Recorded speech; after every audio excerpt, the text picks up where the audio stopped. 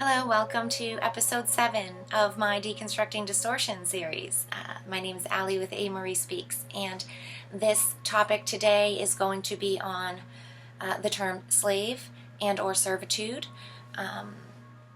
Last episode 6 was on master, and so I think it goes nicely to follow up with this slave aspect of the dynamic. And what a good time to bring it up. In general, well, it's always a good time because honestly, I would say it's a good time to bring it up when I was talking about it back on BitChute like 2 or 3 years ago, so it's ever relevant, right? But that as is this whole series and what I'm bringing forth with this sort of second level here at Deconstructing Distortions, for those of us who've been awake for a while, those of us like myself who consider to be an eternal student. This is supposed to be for those of us who are used to looking at esoteric information. And what comes with that is sort of a loose, open mind and space that allows us to look and hold different concepts, symbologies, and references at one time in order to gauge and see a much deeper picture. So even if you're not well versed in the esoteric, and even if you didn't even see my Comprehending Consciousness series, so you're not really even familiar with what I'm saying about this being like a secondary series and a step 2 up, that is dedicated to people who are newly waking up, and it goes over a lot of more terms that are mainstreamy and that are kind of went viral or popish, pop culture kind of terms, to sort of bring them into reality, to talk about the actual truth of those things, instead of allowing them to just be turned into glittery, superficial nonsense in sort of the new age realm where everybody just thinks that it's hype and nonsense. There's actual truths in a lot of those things, in those terms, and in the practices and work that they're trying to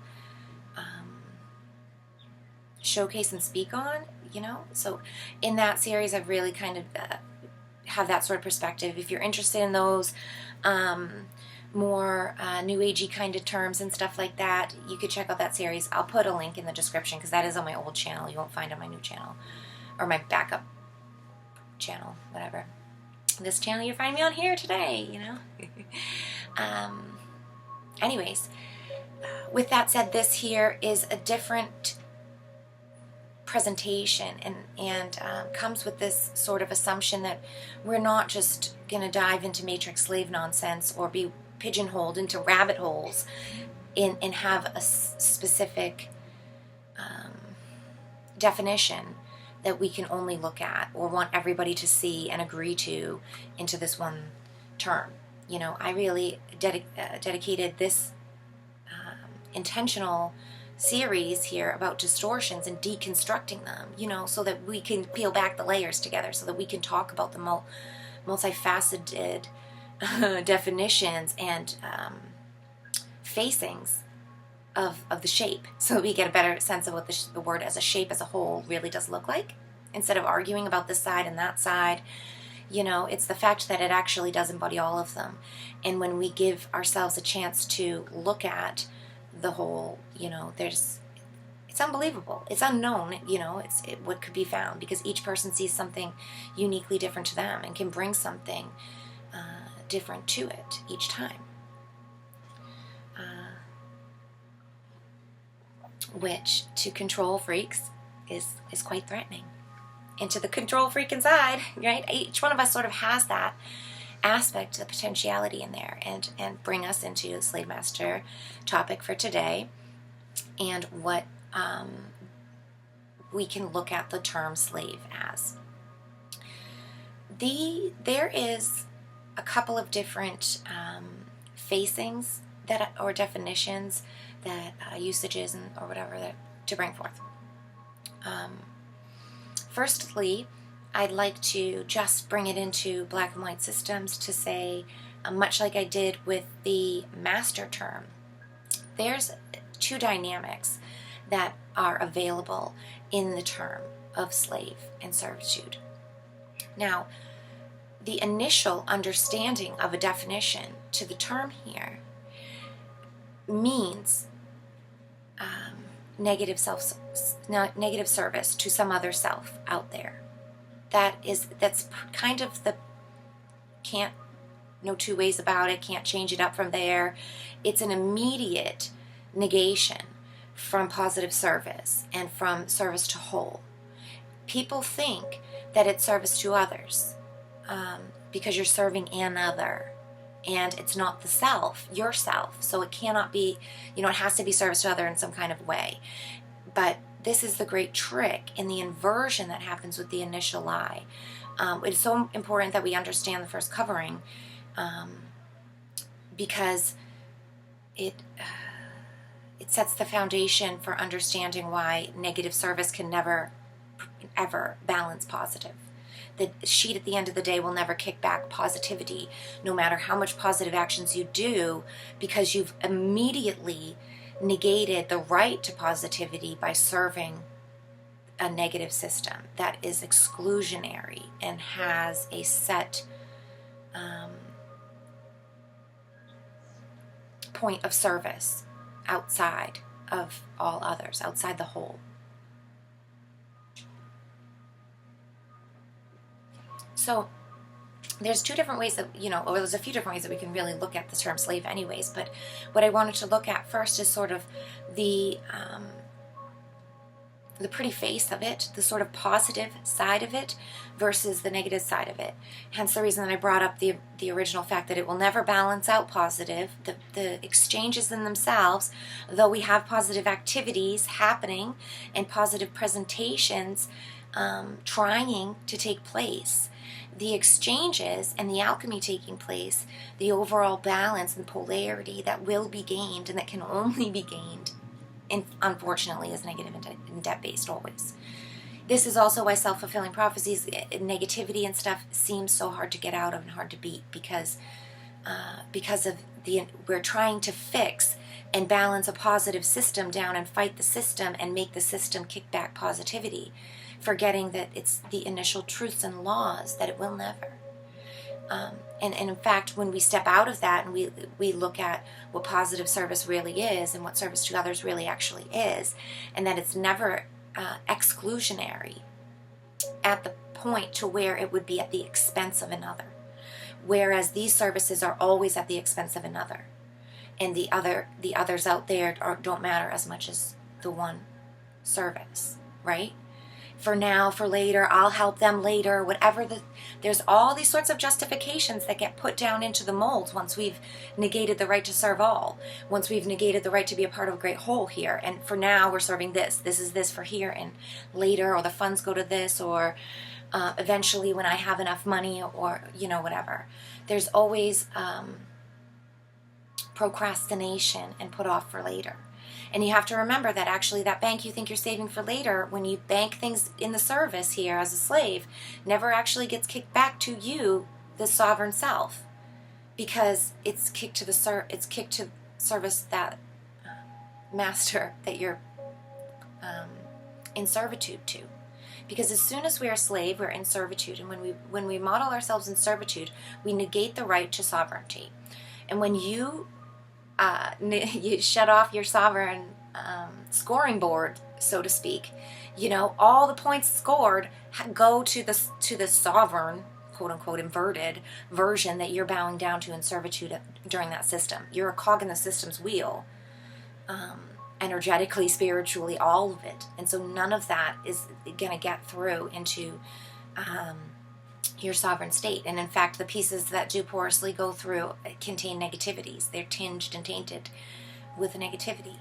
And so you're, slowly poisoning yourself while you're quickly helping with the poisonous system that you're involved in. And again, it's lies and truth is really what it all reverts back down to. You can't live and honor your own truth, do your best self every single day, and go and serve something you don't believe in. Even if it's just for money, it's to pay the rent, it's for the weekend, it's for holidays, it's for the retirement at 65. No, it's for right now, unfortunately, and right now is you've negated your sovereign right to serving the whole and to your own best good. Because you don't matter. When you're a part of the cogs, your cog matters in the portion that you're designated in that coordinate plane, not in the infinite coordinate plane, of the great organic whole.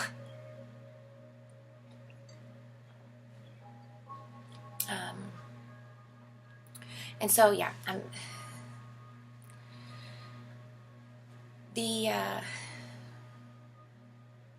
so let's just talk about the ideas of servitude and the different aspects of slavery for a moment. And then I'll probably leave it there. I might come back with a background video or link some topics, because I've talked probably... If you're not new to my channel, you've followed me for a while, thank you so much. But, you've probably heard me say this 500 times in my 500 videos, Point being, we have an external and an internal versions of service happening in systems that we're involved in as ourselves, right? We have our inner system that runs us and who we are, and then we have the external world out there that we interact with and engage with. So there's these two different varieties of enslavement, so to speak. And we choose, of course, to be or not to be a part of it.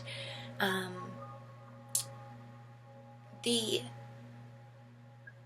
choice inwards to enslave yourself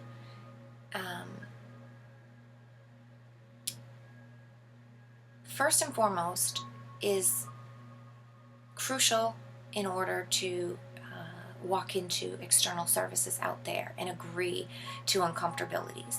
We have to be conditioned internally in order to let that go externally. And there's many different varieties, and this is why, this is a super quick attempt at the tip of the iceberg here.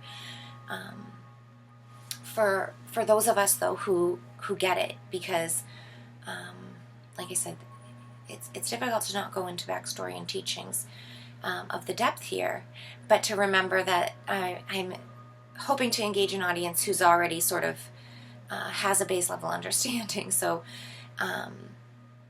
to talk about more of the different ways that it presents itself, right? Because of course there's many different sort of ways in which we cage ourselves down and we enslave ourselves inwardly.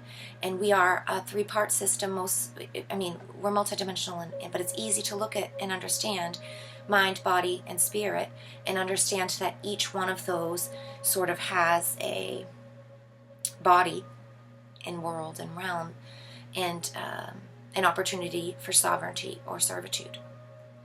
And when we look and actually learn through meditation and through listening and through repetition, of course, returning to these practices, you learn the languages, that each one is speaking in, singing in. And it takes time, and it takes commitment, and it takes ownership of those things, because they are dynamic pieces of you, and it's only you who's ever going to do this work. And it's also only you, who can say whether you are wearing your coat of sovereignty, like I like to admit, portray it as, or if you're taking that off and you're bowing down in servitude to another or something. It's an inside intentional truth and knowledge. And of course, symptomatically, things get displayed in one way or another, and there's certain things that positive service will just never be involved in, and there's certain things that negative service would just never be involved in. So it gets known intentions, but intentions don't speak like that, like outwardly or quickly. And in the world that we're in, unfortunately, it's highly convoluted, and there's a lot of control mechanisms at play to harness structuring in a certain way to make sure that the story is told in a certain way and that it unfolds in a certain ways, right? But more and more of us are really starting to wake up to say, wait a minute, I don't want to be a slave. I want to be free. I want to live my life to feel good and do what I feel I'm called to do. I want to enjoy my days. And that makes us recognize, and of course it made me recognize all of these places and ways that we sort of enslave ourselves out there in the external. They all, of course, have an internal pulling back, and we need to follow the cord when we see these bells rung out there. And we need to meet engagements in a responsible, accountable way.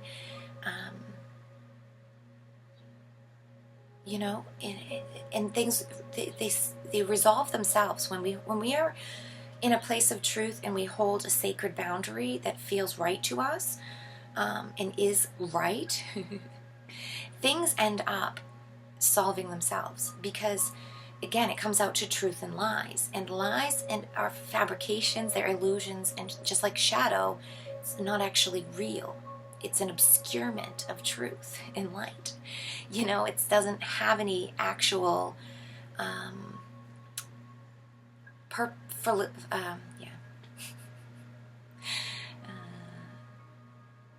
what's the word? It doesn't have any validity. It's only made of something else, right? And so when we find the something else, this has to fix itself. And so first and foremost, just to, I'm in my window of time where I'm going to like to keep these relatively shorter.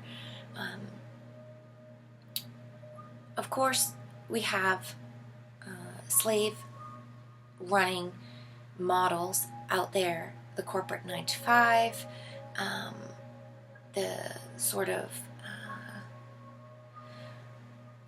whatever your family is, you have to be, you have to go along with others so that you don't offend them. That's another one it's kind of a newer one, but it's certainly system laws, and the the adherence is very strict to that.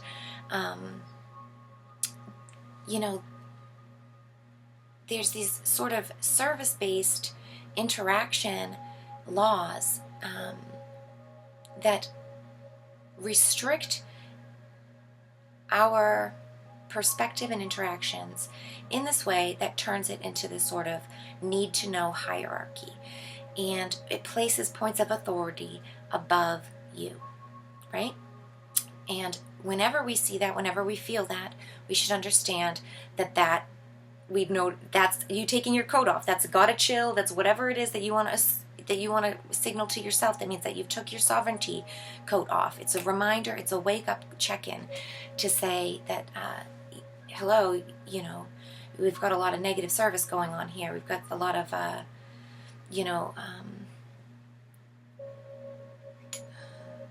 dissolution, whatever. The other thing to say, I'm going to get caught in bounce backs between, infringing and inverted positive likenesses. There is a true harmony to your calling. There is a true harmony to sometimes your dad's a doctor, and so you are called to be a doctor because you feel the same thing. There's a reasons that we go along with certain things harmoniously because it's in tune with our innate song and calling, and that's where we sit in the orchestra.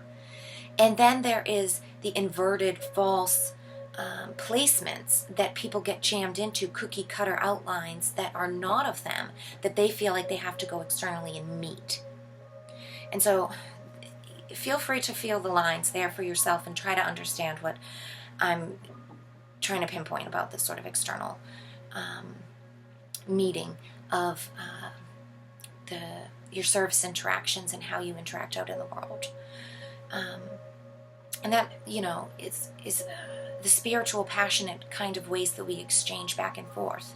And if we look at it, it blends into the mental a bit too, you know, and we can start to look at the things inside, like I mentioned, about sort of the socio-economical, the politicized, all of the morality and the ethics and the equity kind of jammings of how you should think and what your morals should be. That's, you know, getting into a little bit more of like the mind slavery and things like that. And the way that, same thing I said about the cookie cutter, the way that we know if this is something for you or not is like, it shouldn't be a cookie cutter model that everybody has to meet. It should be everyone's free to be themselves, and we meet them as they are. And it, you know, but it's been so marketed, so industrialized, so everything's about labels and presentation, like we're all could have an ISBN number on us, and so that they could just jam us in categories again. And of course this is slave mastery right away, because the master has to know what all the slaves are doing and needs to have them all categorized. If we were in a free-flowing society, if it truly was supposed to be based on pursuit of happiness, freedom, and sovereignty, well, we wouldn't have this sort of directionality that's forced, interactions and exchanges and authority. Everybody would be on equal footing, you know, and things play out much differently when they're that way. And I won't get into the control mechanisms and why it's so important for them and their archons and all that kind of stuff. If you're interested in that kind of conversations, I used to talk about it a lot more, but I have some older videos over on BitChute, the negative agenda tricks and traps. I think maybe I did 30 or 40 videos, I don't know, a couple of years ago, and that goes a lot over mind control mechanisms and all this kind of negative agendas with their hierarchy, how their system really is working and functioning, and how it impacts us.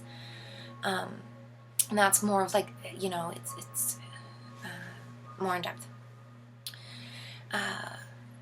The other kind of slavedom that is kind of obvious for external world is not just like the jobs and the sort of political, social kind of side of it, but it's also the consumerism. It's also the material world. It's the industrialization of everything. It's the you know, it's turned into you have to really, we're all slaves to trends and things, you know, and convenience. And it's, you know, instead of us being the innovators and being able to let the problems of the world and the needs really create the innovation, bring forth innovation and creativity. Oh my gosh. Mine's going faster than my mouth this morning. Thanks, coffee.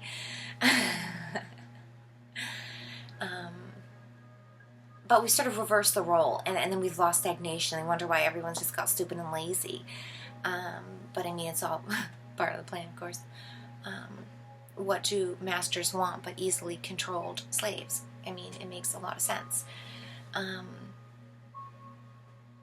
You know, from that point. But anyways, yeah, so there's sort of these obvious three dynamics externally, how we can become slaves to different things, you know.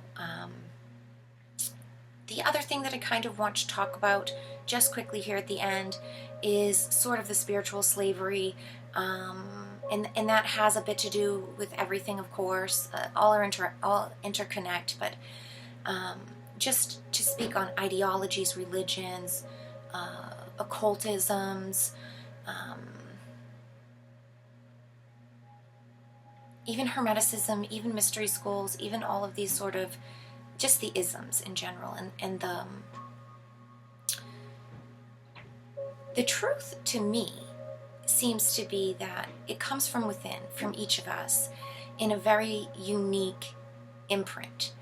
And it's so miraculous to, time and time again, see the imprint happen, and then yet the resonance of truth is the same feeling, it's the same notion. It's a whole other language than what could be spoken or seen visually, displayed in any kind of way. But the resonance of truth is there. It's the same. you know, and that speaks so much more clearly to me than any word, you know, in any language or any picture or any parable, you know. And so this is where, again, I'll talk the quick line of what's true and what's lies for you if you're in your sovereignty or if you're in servitude. You know, if you're your own master, freely allowing everyone else to rightly be masters of their universe as well, or whether you're really a slave master stuck in this dualistic combo negativity all the time.